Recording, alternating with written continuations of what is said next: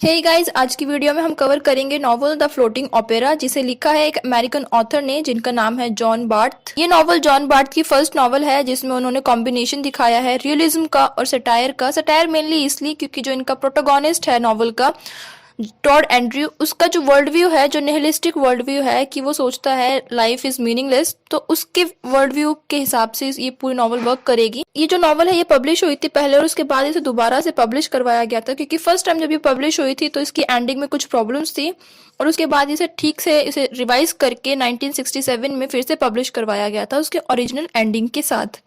तो novel start होती है एक कैरेक्टर के साथ जिसका नाम है टोड एंड्रयूज, जो कि मेन कैरेक्टर है और प्रोटोगोनिस्ट है। वो 54 इयर्स का है, एक ओल्ड मैन है।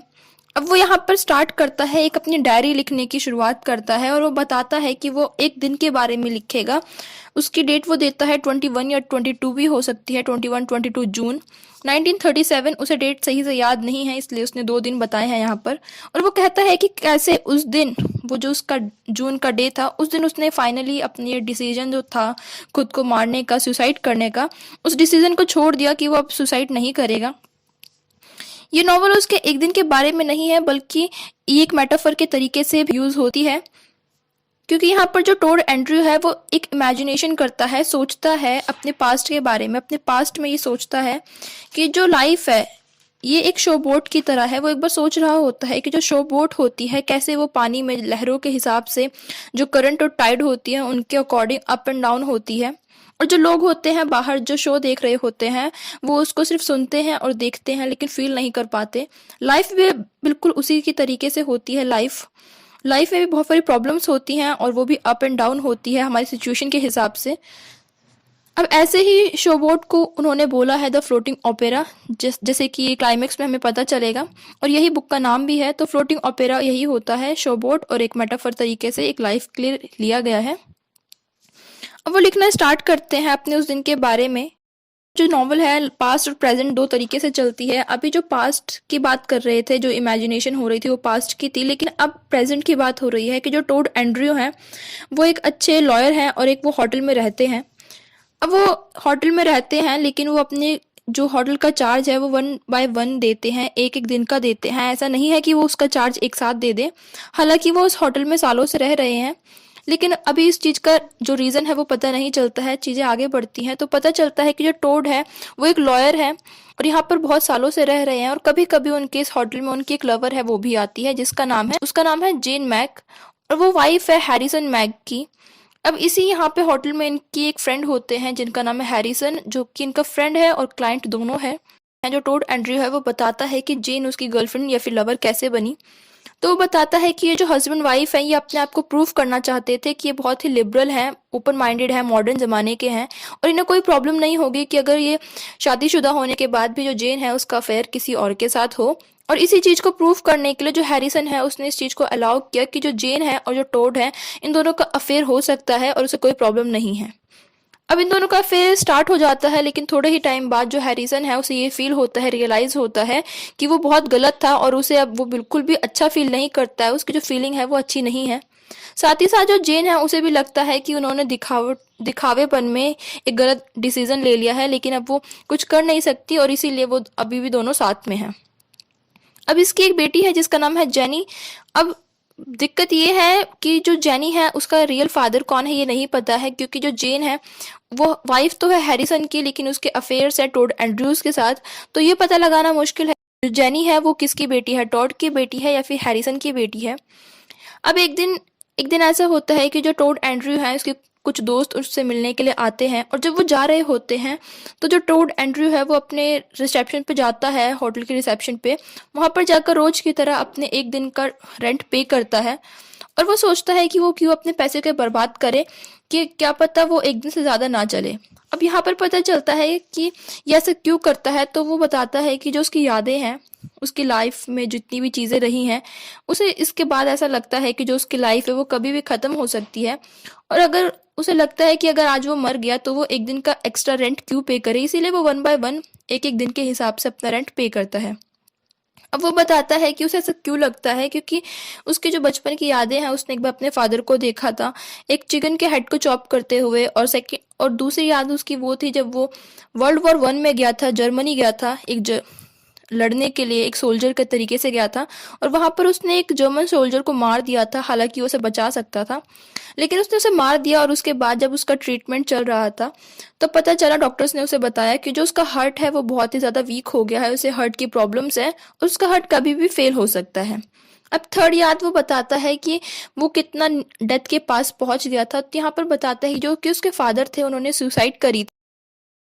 वो बैंकरप्ट हो गए थे, उनका जो बिजनेस था वो फेल हो गया था, स्टॉक मार्केट क्रैश हो गई थी, जिसकी वजह से उनके सारे ही पैसे वेस्ट हो गए, फेल हो गए, उन्हें कुछ भी मिला नहीं, और उसके बाद उन्होंने सुसाइड कर ली।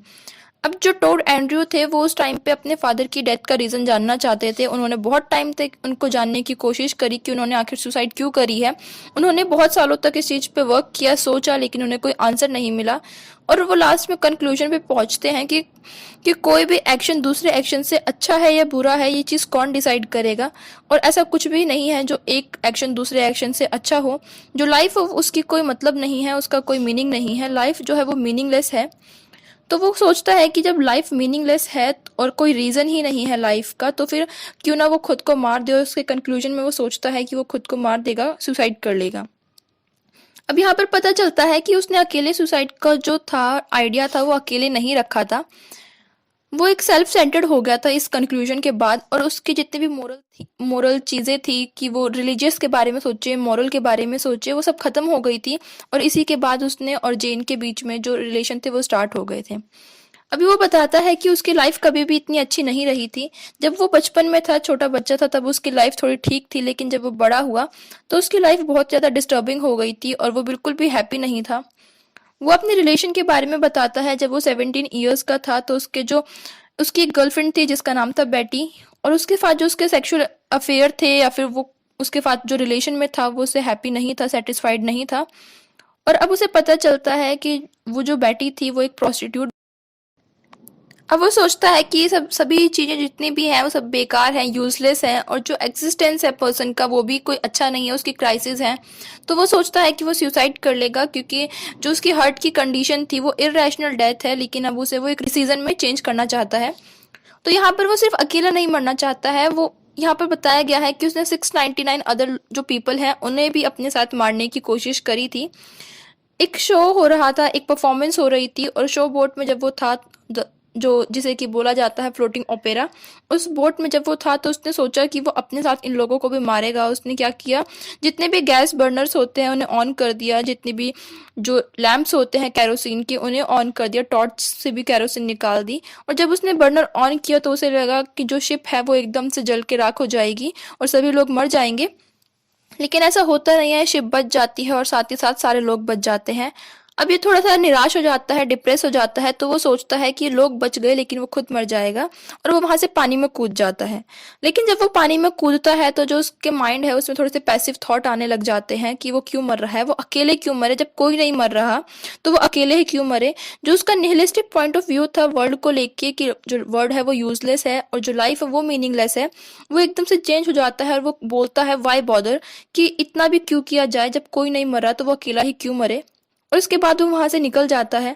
अब जब वो अपने होटल की तरफ जा रहा होता है तो उसे अपने एक फ्रेंड मिलता है जिसका नाम है मिस्टर हैकर।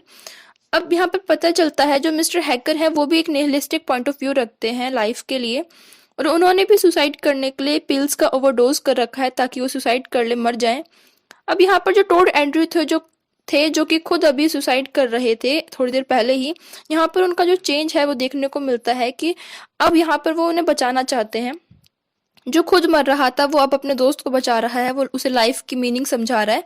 तो वो यहाँ पर हेल्प के लिए लोगों को बुलाता है और जो मिस्टर हैकर है उन्हें बचा लिया जाता है। और इसके साथ ही जो नॉवल है खत्म हो जाती है। तो यहाँ पर दिखाया गया है जो थीमेटिक लाइंस हैं टोड एंड्रयू की, जो उसने उसे फ्लोटिंग ओपेरा बोला है, जो शो बोट बोला है, वो मेटाफर है उसी की अपनी लाइफ के लिए, कि वो जो लाइफ है वो भी अप डाउन होती है सिचुएशन के हिसाब से। और लास्ट में उसने इस चीज को जस्टिफाई किया है कि जो पर्सन है उसकी एक्सिस्टेंस कितनी इंपॉर्टेंस रखती है। स्टार्टिंग में उनका जो वर्ल्ड व्यू था, पॉइंट ऑफ व्यू था, वो निहिलिस्टिक था कि निहिलिस्ट होते हैं जो किसी भी चीज़ में बिलीव नहीं करते हैं, जिसे लगता है कि हर एक चीज़ यूजलेस है, उसका कोई मतलब नहीं है। लेकिन लास्ट में जो कंक्लूजन निकला है, जो एंडिंग होती है, उसमें पता चलता है कि जो टोड एंड्रयू है उन्होंने अपना ये जो थॉट है वो छोड़ दिया और अब वो इतने सालों बाद 1954 में अपनी इस इवेंट के बारे में लिख रहे हैं।